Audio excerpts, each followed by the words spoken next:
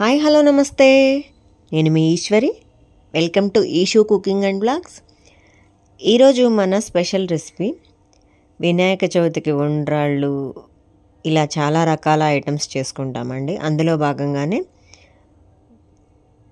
కుడుములు, ఇంకొక type of జిల్లేడుకాయలు. ఈ విధంగా చాలా తక్కువ టైంలో ఈజీగా బెల్లంతో చేసుకోవచ్చండి. అండ్ ఇవి మనకి హెల్దీ కూడా.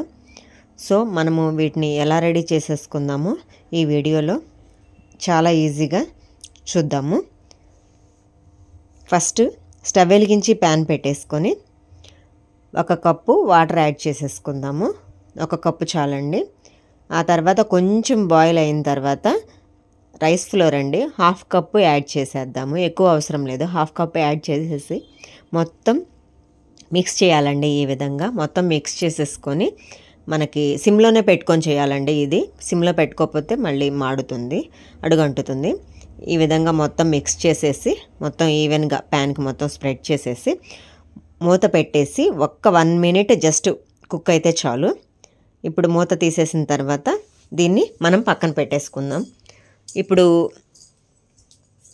కొంచెం నెయ్యి వేసేసుకొని 2 స్పూన్స్ వేసేసుకొని ఈ విధంగా మొత్తం ఒకసారి డవ్ మొత్తం ఒకసారి ఈ విధంగా ఈవెన్గా కలుపుకోవాలండి. ఇప్పుడు వేరే ప్యాన్ కలుపుకొని మొత్తం 2 స్పూన్ల గీ యాడ్ చేసి పక్కన పెట్టేసుకుందాం. దీన్ని గీ యాడ్ చేసేసుకొని ఇప్పుడు చిన్న పీసెస్గా కట్ చేసుకున్న ఆల్ నట్స్ అండి, డ్రై ఫ్రూట్స్, బాదం, కాజు, పిస్తా ఈ విధంగా చిన్న స్మాల్ పీసెస్గా కట్ చేసేసుకొని డ్రై రోస్ట్ చేసేసుకుందాము. గోల్డెన్ బ్రౌన్ కలర్ వచ్చేంత వరకు రోస్ట్ చేసేసుకొని ఇప్పుడు తురుమున కొబ్బరి అండి, పచ్చి కొబ్బరి ఆర్ ఎండు కొబ్బరి. పచ్చి కొబ్బరి ఉంటే అది తీసుకోండి. ఒకవేళ పచ్చి కొబ్బరి అవైలబుల్గా లేకపోతే ఎండు కొబ్బరితో కూడా చేసుకోవచ్చండి. ఈ విధంగా మనము ఫ్రై చేసేసుకుందాం. 1/2 కప్పు తీసుకోండి పచ్చి కొబ్బరి తురుము. ఈ విధంగా ఫ్రై చేసుకున్న తర్వాత 1/2 కప్పు బెల్లం అండి, తురిమిన బెల్లం ఈ విధంగా యాడ్ చేసేసుకొని మొత్తం మిక్స్ చేసుకోవాలండి. ఈ విధంగా మొత్తం మిక్స్ చేసుకుంటూ బెల్లము కరిగి కొబ్బరి మొత్తం కుక్ అయ్యేంత వరకు కలుపుతూనే సిమ్లో పెట్టేసుకొని ఈ విధంగా మిక్స్ చేసుకుంటూ బెల్లం మొత్తం కరిగి కొబ్బరి కుక్ అయ్యేంత వరకు మనం కలుపుతూనే ఉండాలండి.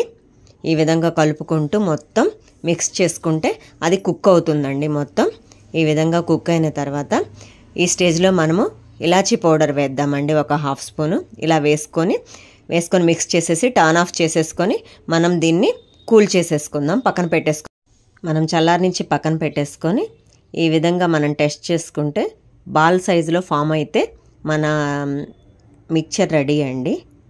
ఈ విధంగా మనం పక్కన పెట్టేసుకొని దాన్ని చల్లారనిద్దాం. ఈలోపు మనము రైస్ ఫ్లోర్ పక్కన పెట్టేసుకున్నాం కదా, అది చల్లారిందండి.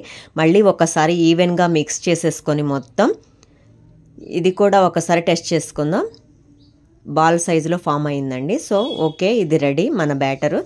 దీన్ని మనం స్మాల్ బాల్స్గా తీసేసుకొని మనము పల్చగా, కొంచెం మరీ మందంగా కాకుండా మరీ తిక్గా కాకుండా ఈ విధంగా మీడియంగా చందమామ టైప్లో స్ప్రెడ్ చేసేసుకొని మొత్తం ఈ విధంగా స్ప్రెడ్ చేసేసుకొని మనం ఇప్పుడు దాని షేపు రౌండ్గా రావడానికి ఒక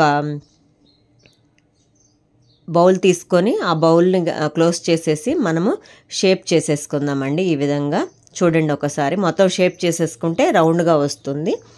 దాన్ని షేప్ చేసేసుకొని ఇప్పుడు మనము బెల్లం మిశ్రమం ఉంది కదా, దాన్ని మనము మన పిడికిలి ఉంటుంది కదా ఆ షేప్లో చేసేసుకొని మన కుడుముల షేప్లో చేసేసుకొని ఈ విధంగా వీడియోలో చూపిస్తున్న విధంగా దాన్ని మనకి మీడియం మధ్యలో పెట్టేసుకొని మిడిల్లో ఎడ్జ్కి పెట్టేసుకొని ఈ విధంగా వాటిని అంచులు క్లోజ్ చేయాలండి.